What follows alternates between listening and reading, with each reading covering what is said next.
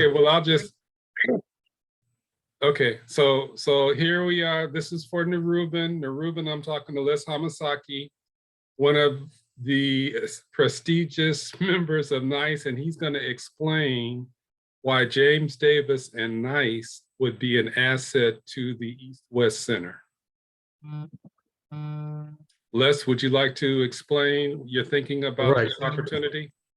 Good. My name is Les Hamasaki, and I originally grew up in Hawaii in about 83 years ago.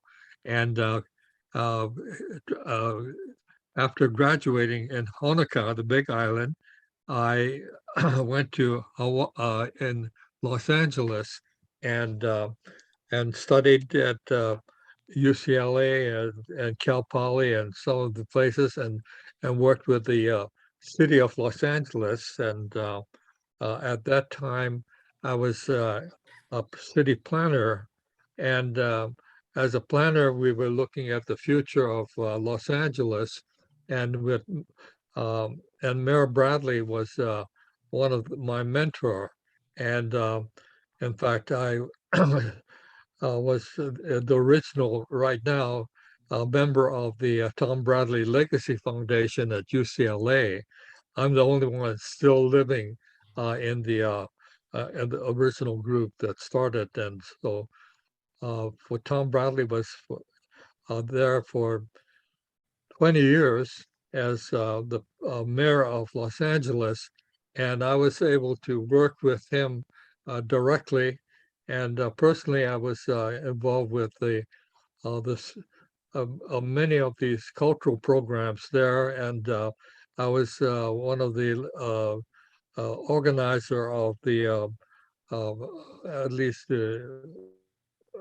many of these groups that was involved with affirmative action at that time. So anyway, the point that I wanted to do is that James is very an important part in terms of at least the connection that I have about the Los Angeles and becoming a multicultural city because of Tom Bradley. And my thinking is my background is really thinking about the Japanese that came to Hawaii in 1865 and eventually was a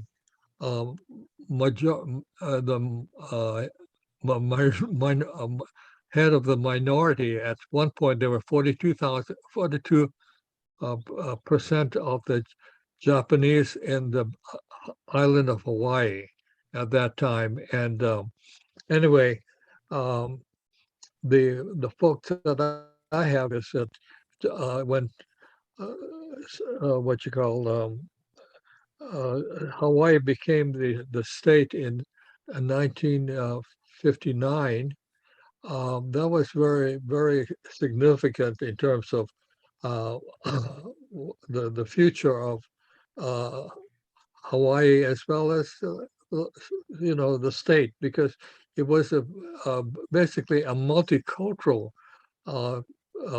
state at that time, and we had a Japanese and Asian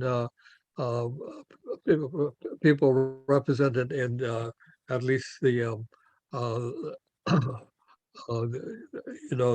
at least the Congress, and so the point that I want to make right now is that Tom Bradley created a multicultural city of Los Angeles, and the fact that I came from Hawaii and Tom Bradley, Obama grew up in Hawaii at that time and didn't have that kind of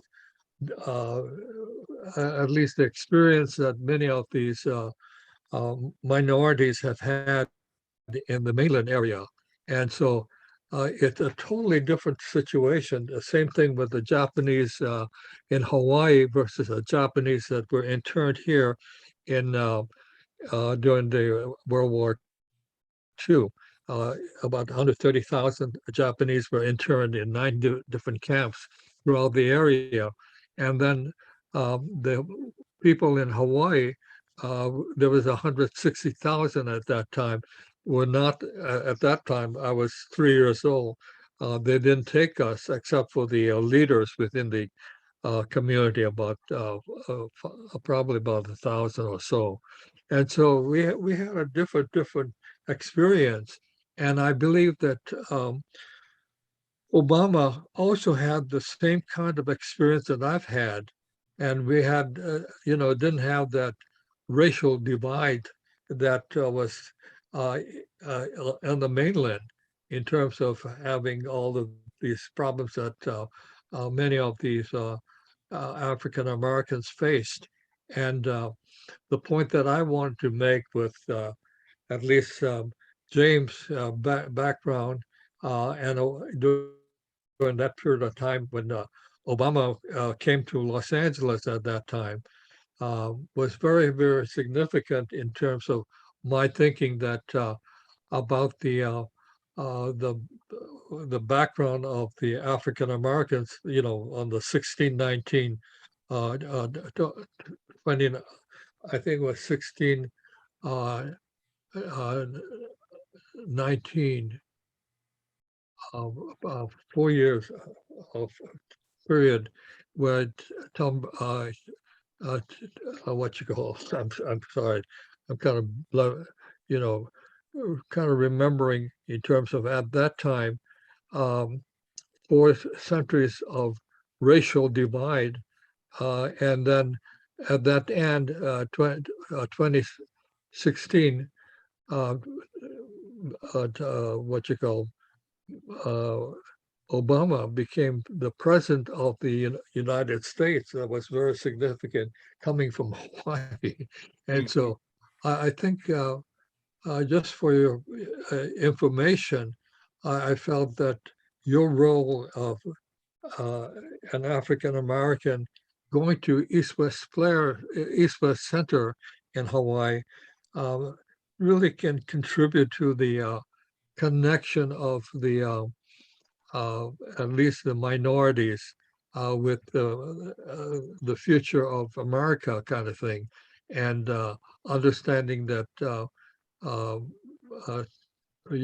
Obama really was a significant part of that transition that we were involved with. So I'm hoping that your idea of being involved with at least the East-West Center is going to be the future, because I have a feeling that the Asian Americans will play a major role in the future of America. When you look at by 2045, it's about 6% Asians, along with the Hispanics as well as the African Americans. It's going to change, and with the connection with the Asians in at least from the background, the many of these Asians are in the high-tech computer areas, and that becomes very important. And when you look at the background of the African Americans providing the leadership in many of these things that's happening, things are going to change in terms of, I feel, in terms of the future. We're going to be really during a very difficult time in terms of the racism that we were experienced with the Trumpism kind of thing. But I think the hope is that the Asians and the African Americans, as well as the Hispanics, as well as the Jewish minorities, will really change the future of America. And when you look at the leadership, when you see all the African Americans in the leadership in this, the state, in New York and so forth, that's really incredible. And as well as Chicago and it was in Los Angeles. And so when you look at all these leaders that's happening right now as attorneys, it's going to happen. It's going to change the future of America to a very multicultural kind of society. So I'm hoping that you, James, contributes to that connection with Obama and Hawaii and Los Angeles and America and talk about the 2017 kind of thing. You know, I think that's sort of the feelings that I have, because I'm looking at how we can create a multicultural society, and it's happening here on the West Coast, and so it's going to go, and with the leadership of the connections that you have with the Asians in the East-West Center, and the Asians around, I think that'll be very important in terms of the African Americans tied in with the the Asians really to work together. So that's my hope. Okay. Well, thank you. That's a very strong, impressive endorsement, and hopefully Les Hamasaki will be able to share a little bit of his experience with the East-West Center also.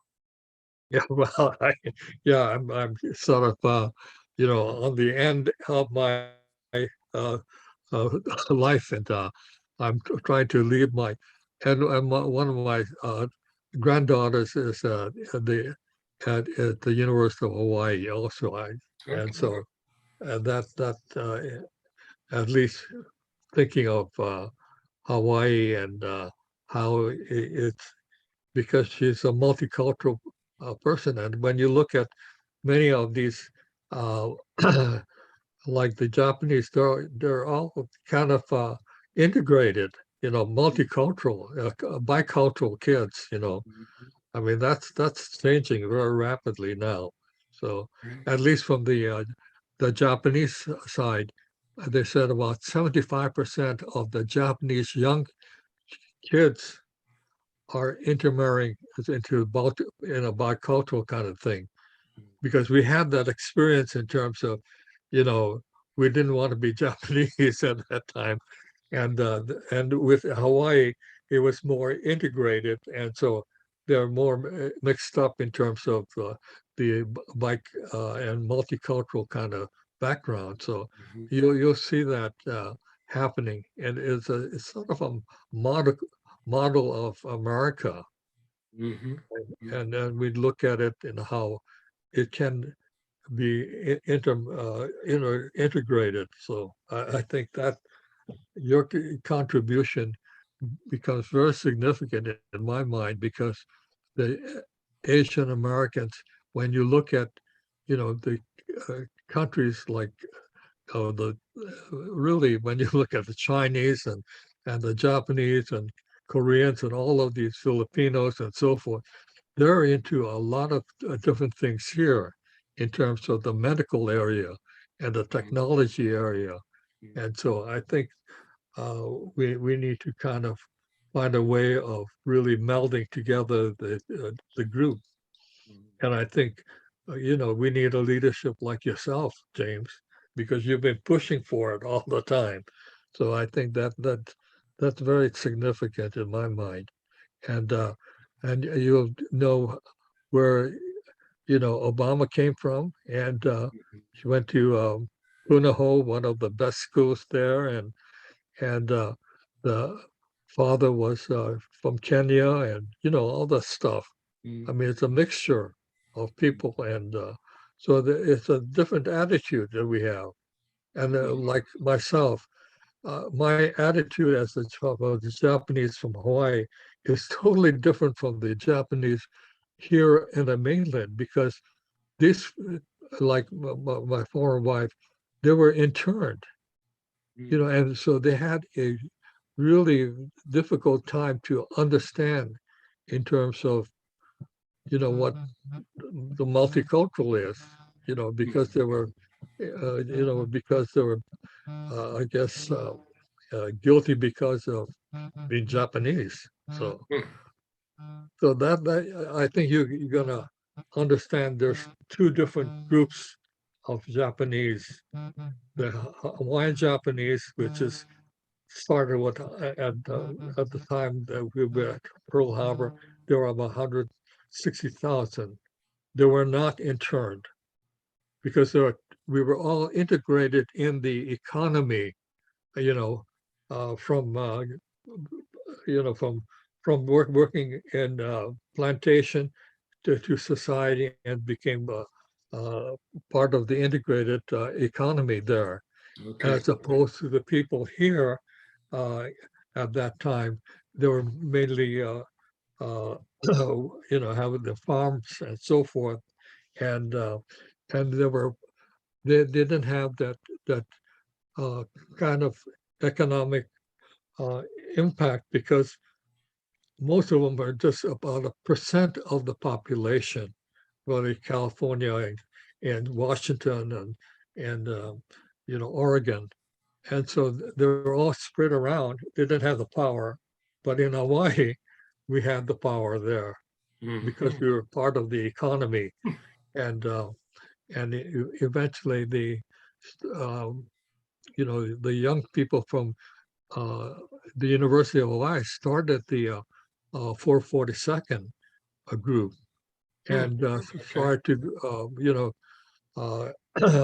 went to Europe and became an important part of the future. And you know, a lot of things has happened in terms of what they did, and because of what their background, if you understand that, they were really given a recognition by the president, and so this is all the background that that game by 1988. There were reparation and redress at that time in 1 year, 1 century, Okay. you know, as opposed to 4 centuries of searching to have reparation and redress from America. So I think you look at it in terms of how that group of the Japanese came and started in Hawaii, and then they went to, you know, at that time, there were a group of people that started the 442nd to become an American soldier. At that time, they were prevented to be soldiers at that time. And so those are things that you wonder why, you know, at least the Germans and the Italians were, you know, incarcerated also, you know, because, except for the Japanese, you know, it was incarcerated. And that's the history behind that. And so that's an important part of this experience that you might have in Hawaii. So Excellent. hopefully you can become a really important part of sharing your background. So All right, Les. Well, thank you very much for that endorsement. And thank you for agreeing to have your thoughts recorded. And we'll keep you updated on this opportunity. okay, thank you very much. Take care. I'm wishing that you go to Hawaii because it's a beautiful place to stay. You know, and a lot of, I think you can make a real, at least a contribution. So, okay. Okay. Thank you, my Thank friend. you. Okay. Thank you. Talk to Bye. you later. Yeah. Bye-bye. Bye-bye.